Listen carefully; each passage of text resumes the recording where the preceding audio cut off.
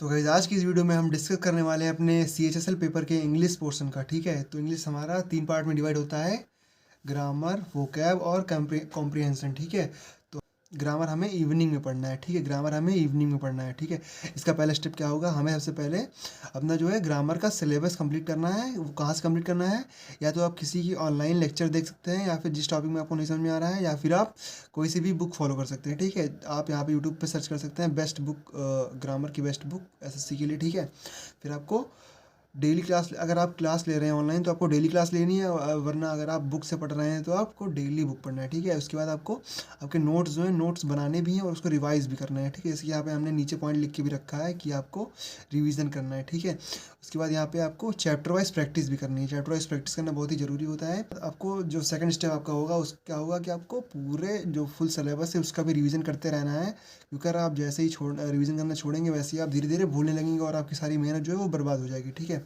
बाद आपको जो है मिक्स प्रैक्टिस भी करते रहना है, क्योंकि मिक्स प्रैक्टिस करना ही, जब तक आप मिक्स प्रैक्टिस नहीं करेंगे तब तक आपको पेपर वाला माहौल नहीं देखने को मिलेगा। ठीक है, जो पेपर वाला माहौल, जैसे पेपर में जो मिक्स मिक्स होकर ही आएगा ना, आपको ऐसा थोड़ी ना है कि अगर नाउन टॉपिक आ गया तो नाउन से ही सब्जेक्ट खाली पूरा पेपर आ जाएगा। इसलिए आपको मिक्स प्रैक्टिस करना बहुत ही ज़रूरी होता है। फिर उसके बाद क्या है कि आपको सेक्शनल मॉक टेस्ट देना ज़रूरी होता है, वो भी ऑफलाइन ना होकर के ऑनलाइन पेपर हो।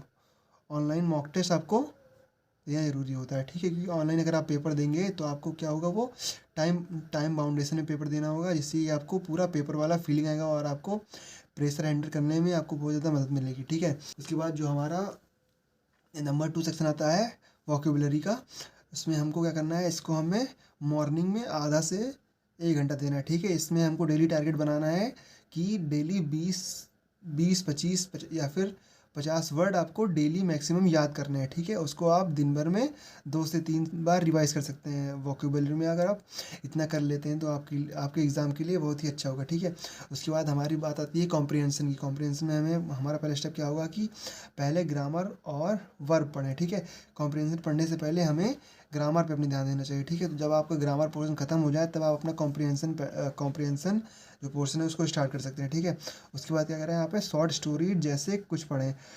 जैसे कि अगर आपको न्यूज़पेपर पढ़ने की आदत नहीं है तो आप 6 7 क्लास की, या फिर 6 7 क्लास की, या फिर कोई भी नॉवल जो इंग्लिश में लिखी हो उसको पढ़ सकते हैं। या फिर अगर आपको क्रिकेट में इंटरेस्ट है तो जो आपको जो पेपर इंग्लिश का पेपर होता है, इंग्लिश लैंग्वेज में पेपर होता है, उसका आप जो स्पोर्ट्स का पोर्शन है उसको पढ़ सकते हैं, जिससे कि आपको पेपर पढ़ने में इंटरेस्ट भी आ जाएगा और आपको समझ भी आएगा। ठीक है, उसके बाद जो हमारा थर्ड नंबर स्टेप है वो क्या है कि धीरे धीरे न्यूज़पेपर पढ़ने की आदत डालें।